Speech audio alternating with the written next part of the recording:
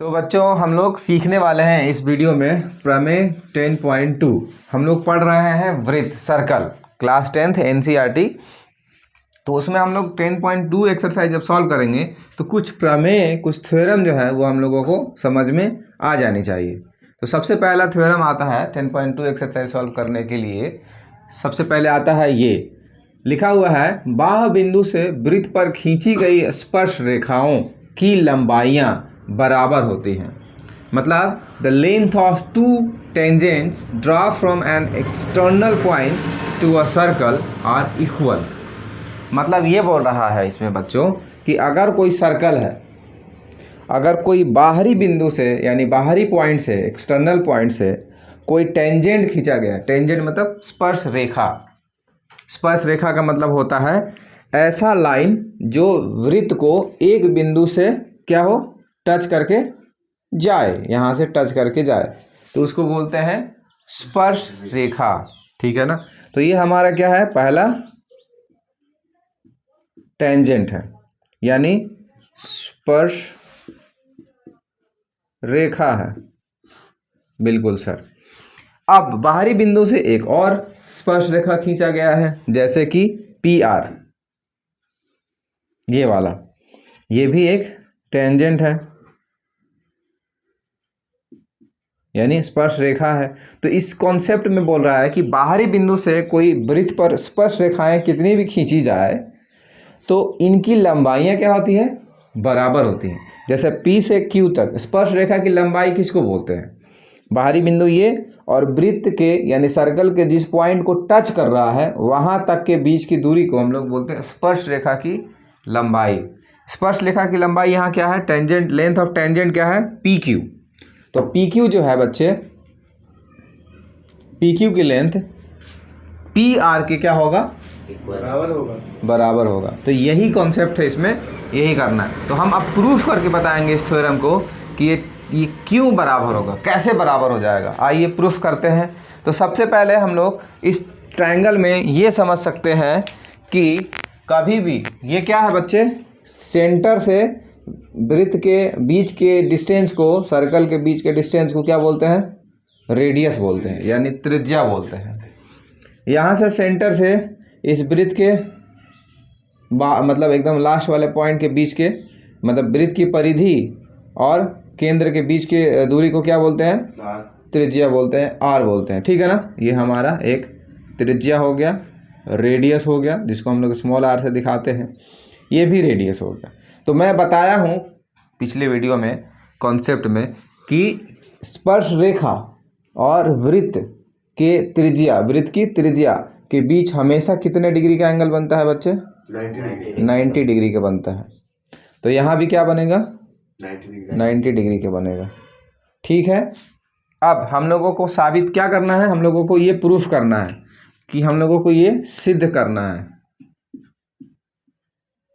सिद्ध करना है कि PQ इक्वल PR।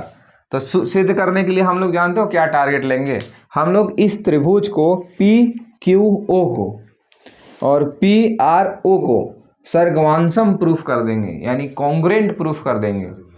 सर्गवांशम या कॉन्ग्रुएंट क्या होता है, ऐसे दो आकृतियां जो हूबहू दिखने में भी बराबर हो और साइज में भी बराबर हो, यानी शेप भी उनका वही हो, साइज भी उनका वही हो, है ना। आकृति और आकार दोनों क्या होना चाहिए, बराबर होना चाहिए। तो उसको बोलते हैं कॉन्ग्रुएंट या सर्गवांशम। जैसे कि एक त्रिभुज लो और दूसरा त्रिभुज ऐसा है कि एकदम इसको आके ढक लेगा, इसके ऊपर रखेंगे तो ओवरलैप हो जाएगा, तो उन दोनों को एक दूसरे का क्या बोलते हैं, सर्गवांशम बोलते हैं। तो यही हम लोग इस पूरे क्वेश्चन में प्रूफ कर देंगे। तो PQ इक्वल PR प्रूफ हो जाएगा। तो इसको प्रूफ करने के लिए हमारे पास क्या है, तो लिख लेंगे पहली बात कि PO इज इक्वल PO, ये क्या हो जाएगा, कॉमन साइड हो जाएगा। क्या common side, common side. Common side क्यों बोले भैया, देखो इस त्रिभुज में भी, इस ट्रायंगल में भी ये वाला साइड आएगा और इस ट्रायंगल में भी ये वाला साइड। हम लोग लिख सकते हैं प्रूफ करने से पहले, in triangle PQO and PRO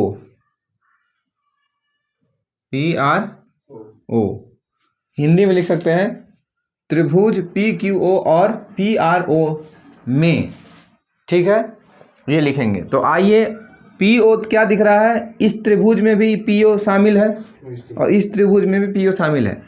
अच्छा, QO इक्वल हो जाएगा किसके, OR के। क्यों? क्योंकि ये रेडियस है। क्या है? रेडियस है, रेडियस ऑफ सर्कल, यानी वृत्त की त्रिज्या है। और कॉमन साइड मतलब उभय निष्ठ भुजा। ये कारण लिखते हैं ना, जब प्रूफ करते हैं तो कारण लिखते हैं कि ठीक है आपका PO इक्वल PO हो गया, तो क्यों हुआ बताइए उसका रीजन। तो हम क्या लिखें, कॉमन साइड यानी उभयनिष्ठ भुजा। POQ और OR इक्वल हुआ। क्यों इक्वल हुआ? क्योंकि वृत्त की त्रिज्या हमेशा बदलती नहीं है, वो सेम ही रहती है चाहे कहीं से भी लो। अच्छा, एक और चीज, angle Q is equal angle R किससे, 90 डिग्री से। तो देखो साइड और एंगल, यानी साइड एंगल साइड से क्या हो गया, ट्रायंगल जो है हमारा PQO एकदम कैंगुरेंट हो गया किसके, दूसरे वाले के, PRO के। तो जब कैंगुरेंट है बच्चों तो इसकी सभी भुजाएं बराबर होंगी, सभी एंगल बराबर होंगे, है ना, CPCT से। तो यहाँ पास PQ इज इक्वल क्या हो जाएगा, आता मतलब hence PQ is equal PR by CPCT, है ना, corresponding part of congruent triangle. तो ये हमारा जो 10.2 है थ्योरम प्रूव हुआ। कैसे इक्वल आता है, कैसे बाहरी बिंदु से स्पर्श रेखाओं की जो लंबाइयां हैं वो दोनों बराबर होती हैं, ये दिमाग में फिक्स रखना है। स्क्रीनशॉट ले लीजिए बच्चों इसका।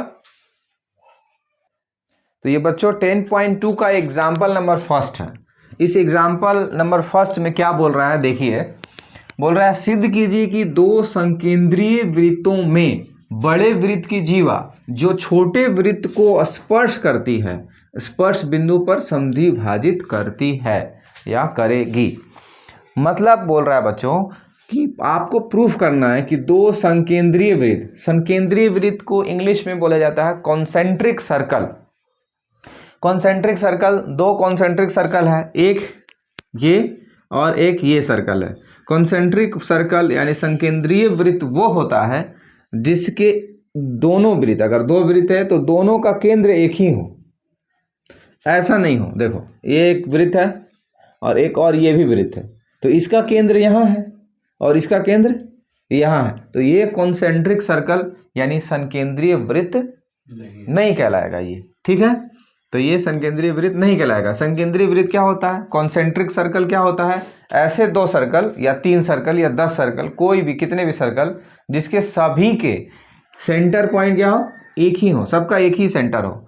तो ऐसा बोला कि अगर यहाँ पास दो संकेंद्रीय वृत्त है तो वृत्तों में बड़े वृत्त की जीवा, बड़े वृत्त की जीवा मतलब बिगर यानी लार्जर सर्कल का जो कॉर्ड है, लार्जर सर्कल का कॉर्ड, ये देखिए ये बड़ा वृत्त है बच्चों, ये सर्कल है बड़ा वाला, और इसका जीवा क्या हो जाएगा, देखो वृत्त में कोई भी अगर लाइन ऐसा खींच देते हो तो ये क्या कहलाता है, जीवा कहलाता है, यानी कॉर्ड कहलाता है, ठीक है ना। तो बड़े वृत्त की जो जीवा है जो कि छोटे वृत्त को स्पर्श करती है, ये छोटा वृत्त है बच्चों, स्मॉल सर्कल है, और इसको क्या कर रहा है, स्पर्श कर रहा है, स्पर्श कर रहा है, यानी क्या हो गया, ये टेंजेंट हो गया छोटे के लिए, स्पर्श रेखा हो गया, ये स्पर्श करती है, स्पर्श बिंदु पर समद्विभाजित करती है। स्पर्श बिंदु पर समद्विभाजित मतलब जहाँ पास स्पर्श कर रही है, जिस पॉइंट पर स्पर्श कर रही है, तो वहाँ पास वो अब जो है यहाँ से ये वाला हिस्सा और यहाँ से ये वाला हिस्सा दोनों क्या हो जाएगा, बराबर हो जाएगा, यानी कि AP इज इक्वल क्या हो जाएगा, PB हो जाएगा। ये हमको सिद्ध करना है, ठीक है। तो इसके लिए ज़्यादा कोई मुश्किल नहीं है, क्योंकि बहुत आसान है। और हालांकि और तरीके हैं सॉल्व करने के लिए, लेकिन मैं स्टेटमेंट लिखा हूँ, एक और तरीका बता दूँगा जो कि आप घर पे भी उसको यूज कर सकते हैं। एक नॉर्मल तरीका है, देखिए जो स्टेटमेंट है उसको लिखना है आपको। ए बी क्या है बच्चों? वृत्त C1 की जीवा है। बहुत बढ़िया सर, ए बी जो है ना, ये वाला बड़े वाले वृत्त का क्या है? जीवा है। जीवा मतलब कॉर्ड है। बहुत बढ़िया। और OP लंब है ए बी पर। ये OP जो है ना वो परपेंडिकुलर है किस पर? ए बी पर, है ना। OP is perpendicular to A B. अतः OP जीवा ए बी को समद्विभाजित करेगी। जब भी कोई जीवा को त्रिज्या काटता है तो वो आधा आधा में ही बढ़ता है, ये फिक्स बात है। समद्विभाजित करेगी क्योंकि केंद्र से जीवा पर खींचा गया लंब उसे समद्विभाजित करती है। ये कारण लिखना है। कभी भी केंद्र से जीवा पर खींचा गया लंब हमेशा उसको समद्विभाजित करेगी। लंब, एक एग्जांपल बताता हूँ। मान लो कि ये एक सर्कल है, यहाँ इसका केंद्र है यानी सेंटर है। अब सेंटर पर 90 लंब मतलब कितना? 90 डिग्री का एंगल बनाते हुए एक लाइन। तो ये 90 डिग्री, ये दिख रहा है ना? 90 डिग्री पर बनाते हुए लाइन खींचेंगे यहाँ पास, तो डेफिनेटली ये फिक्स बात है कि ये वाला और ये वाला दोनों ही बाइसेक्ट करेंगे, यानी दोनों ही अलग अलग दो भागों में ही बांटेंगे। ये फिक्स बात है। कॉन्सेप्ट क्या बनता है इससे? केंद्र से जीवा पर खींचा गया लंब उस जीवा को दो बराबर बराबर भागों में बांटती है। याद रहेगा, केंद्र से जीवा पर खींचा गया लंब जीवा को दो बराबर बराबर भागों में बांटती है। ये थ्योरम है, ऑलरेडी कॉन्सेप्ट है। ये सर्कल पहले जो भी चैप्टर में एक्सरसाइज में पढ़ाया गया है पिछले क्लासों में, तो ये पहले से ये क्लियर कर दिया है कि केंद्र से जीवा पर खींचा गया लंब सर्कल को जीवा के दो बराबर भागों में ही बांटती है। फिक्स है पहली बात। ये तो नॉर्मल ये प्रूवमेंट है, ऐसा कर देंगे, थोड़ा सा देखेंगे। तो दूसरा जो घर पे इस्तेमाल कर सकते हैं वो बता देता हूँ। तो देखिए ये हो गया, ये कंप्लीट हो गया। अब अलग से करना है आपको तो ऐसे कर सकते हैं, इसको आप ज्वाइन कर सकते हैं, इसको आप ज्वाइन कर सकते हैं। अब इस ट्रायंगल 1 को ट्रायंगल 2 के कैंगुरेंट यानी कि सर्गवांशम सिद्ध करेंगे। जैसे ही सर्गवांशम सिद्ध हो जाएगा तो PA इजिकल किसके हो जाएगा? PB के। तो सर्गवांशम सिद्ध करने के लिए ये कॉमन साइड हो जाएगा। ये 90 डिग्री, दो चीज़ मिल गया। और ये क्या हो गया? त्रिज्या। तो तीनों साइड और एंगल मिल गया, कैंगुरेंट प्रूफ हो गया। और अतः PA इजिकल PB। तो ये भी बहुत अच्छा सोल्यूशन है, इसमें एग्जाम में मार्क्स में मिल जाएंगे। तो ये आप घर पे ट्राई करके करेंगे और कमेंट बॉक्स में लिख करके बताएंगे कि यस सर, जो आप ये वाला थ्योरम बताते हैं ये भी हम प्रूफ कर चुके हैं। ठीक है, तो चलिए स्क्रीनशॉट ले लीजिए बच्चों इसका। बच्चों ये एग्जाम्पल नंबर 2 है। एग्जाम्पल नंबर 2 में क्या बोल रहा है देखते हैं। केंद्र O वाले वृत्त पर बाह्य बिंदु T से दो स्पर्श रेखाएं TP और TQ खींची गई है। अगर कोई वृत्त है बच्चों और उसका सेंटर O है तो उससे दो लाइन स्पर्श रेखा खींची गई है, एक TP और एक TQ, जैसा कि बोल रहा है। ये डायग्राम में नहीं दिया है, डायग्राम बनाना पड़ेगा। हम लोगों को सिद्ध करना है, यानी सिद्ध कीजिए कि एंगल PTQ यानी ये वाला एंगल जो है वो किसके 2 गुना है? किसके 2 टाइम्स है? 2 times of angle OPQ।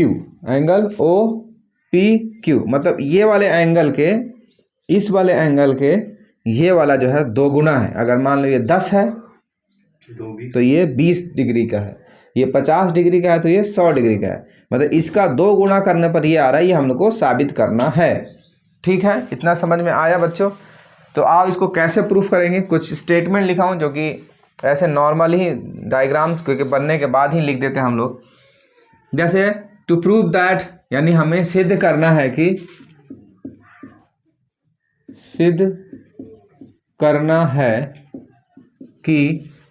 Angle PTQ जो कि दिया हुआ है वो हमने लिख लिया। यहाँ पास इस चीज़ को हम लोग मान लेंगे, जैसे कि एंगल PTQ को थीटा मान लिए। ठीक है, देखो कहाँ मान रहे हैं, क्यों मान रहे हैं, तो हम लोग एक मेंशन किए हैं त्रिभुज को, टी पी क्यू एक त्रिभुज है, इसको हम लोग मान लिए। तो यहाँ पास ये वाला एंगल x मान लिए, ये वाला एंगल x मान लिए और इसको थीटा। तो सर ये एंगल x दोनों को क्यों इक्वल मान लिए, तो सुनो बच्चों ध्यान से। टीपी जो है ऑलरेडी क्या है, टी क्यू के बराबर है। क्यों बराबर है, तो थ्योरम लड़ता है कौन सा, कि जब भी बाह्य बिंदु से दो स्पर्श रेखाएं खींची जा सकती हैं, जब भी एक एक्सटीरियर पॉइंट से एक टेंजेंट ड्रॉ किया जाता है, तो ये दोनों टेंजेंट क्या होते हैं, आपस में बराबर होते हैं। ये हमने 10.1 में सीखा है। तो ये वाला और ये वाला क्या हो जाएगा, बराबर हो जाएगा। तो बराबर भुजाओं के सामने वाला एंगल भी क्या होता है, बराबर होता है। जैसे कि ये वाला भुजा है तो इसके सामने वाला एंगल कौन बन रहा है, ये त्रिभुज। इसका मैं टी पी क्यू के बारे में देखो, क्यू को देखो, तो इसके सामने कौन सा एंगल बन रहा है, ये, और इसके सामने कौन सा एंगल बन रहा है, ये। तो ये दोनों बराबर होंगे, तो जो इसको मानोगे तो इसको भी लिखना पड़ेगा, क्योंकि आपस में दोनों तो बराबर ही है ना। चलो ये हो गया। अब इस त्रिभुज में हम लोग क्या करेंगे, इसको थोड़ा सा कैलकुलेट करेंगे और हम लोग इससे एक कंक्लूजन निकालेंगे कि हमारा पी टी क्यू यानी थीटा जो है क्या आता है, या थीटा नहीं तो कोई हम लोग angle Q P T suppose कर लेते हैं, क्या आता है, मतलब यहाँ पास एक्स का वैल्यू क्या आता है वो देख लेते हैं। तो आओ बच्चों इसको सॉल्व करते हैं। आप इसको लिख लेंगे कि ये थीटा माने हैं और ट्रायंगल पी टी क्यू एक समद्विबाहु त्रिभुज है। क्यों समद्विबाहु त्रिभुज है, आइसोसेलेस ट्रायंगल है, समद्विबाहु में आइसोसेलेस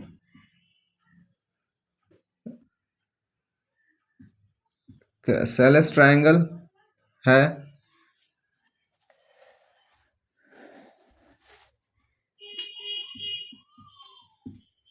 आइसोसेलेस ट्रायंगल है ये कौन, टी पी क्यू। क्यों आइसोसेलेस ट्रायंगल है, क्योंकि ये वाला जो भुजा है ना बच्चे, ये वाला बराबर है। और जब भी त्रिभुज में दो भुजाएं बराबर हों तो वो समद्विबाहु त्रिभुज होता है। जब भी त्रिभुज में दो साइड्स इक्वल हों तो वो आइसोसेलेस ट्रायंगल होता है। चलो यहाँ पास ओ पी टी को 90 लिखा हूँ, क्यों बच्चों, क्योंकि देखो एंगल ओ पी टी मैं बताया हूँ कि जब भी त्रिज्या से, क्योंकि केंद्र से एक लाइन खींचा गया तो ये क्या हो गया, त्रिज्या हो गया, रेडियस हो गया। तो जब भी रेडियस से टेंजेंट पर लाइन खींचा जाता है तो वो क्या बनता है, हमेशा 90 डिग्री का कोण ही बनाता है। ये सब जो भी लिखा फैक्ट लिखा मैं, अब मैं प्रूफ कर रहा हूँ। तो इसको आप थोड़ा सा लिख लेंगे बच्चों। तो मैं मिटा रहा हूँ इसको, प्रूफ करना है, ये भी आप लोग लिख लेंगे। आइए सॉल्व करने के लिए हम लोग आते हैं in triangle P T Q में, पी टी क्यू में। तो ये पी टी सभी एंगल को जोड़ लेते हैं, जैसे कि थीटा एक्स एक्स, तो दोनों एंगल एक्स एक्स और प्लस थीटा तीनों को जोड़ेंगे तो किसी भी तीनों एंगल का सम कितना होता है, तीन एंगल का जब जोड़ते हैं तो कितना आता है, 180 डिग्री आता है कि नहीं। ये एक्स एक्स जुड़ जाएगा तो बच्चे क्या हो जाएगा, 2x हो जाएगा, is theta plus theta is equal 180 degree. आओ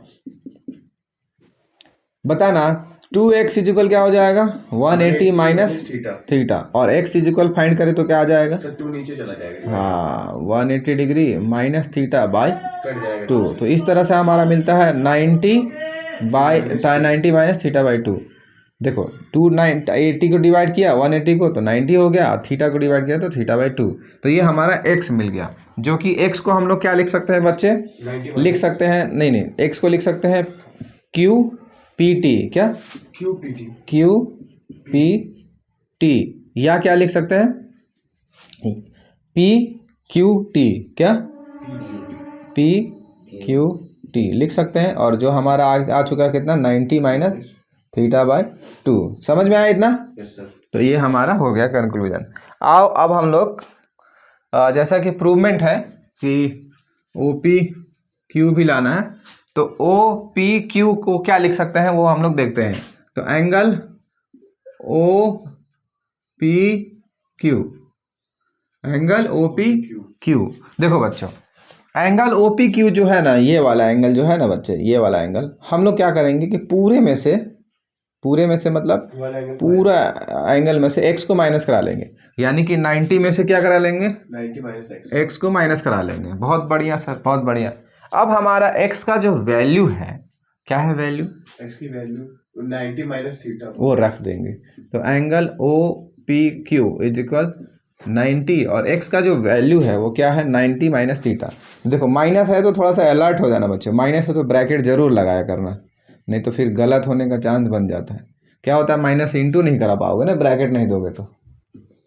ओ पी क्यू 90 माइनस से इंटू करना तो माइनस 90 और थीटा बाई 2। अब देखो ये 90 गया, O P Q is equal, और माइनस माइनस क्या हो जाएगा, प्लस, तो थीटा बाई 2 बचा। बिल्कुल सही सर। आ जाओ, थीटा को क्या लिख सकते हैं, तो सर आप थीटा को लिख सकते हैं पी टी क्यू, क्योंकि पी टी क्यू को ये थीटा माने थे, तो एंगल पी टी क्यू और डिवाइड में थीटा। अच्छा कुछ नहीं तो 1 मान लें और क्रॉस मल्टीप्लाई करा लें, तो इसको इससे करा लेंगे क्रॉस मल्टीप्लाई, तो क्या आ जाएगा, एंगल पी टी क्यू, और इसको इससे कराएंगे तो क्या आएगा, 2 times of angle O P Q. तो इस तरह से जो हम लोगों को प्रूफ करना था वो प्रूफ हो जाता है। तो ये हो गया प्रूफ, ठीक है ना। तो इस वीडियो में इतना ही, फिर हम लोग अगले वीडियो में एग्जाम्पल 3 और एग्जाम्पल 3 के साथ मिलेंगे, और हो सकता है अगले वीडियो में हम एक्सरसाइज भी लाएं। तो चैनल को सब्सक्राइब कर लेंगे बच्चों, और कंटिन्यू इसी तरह से जुड़े रहेंगे।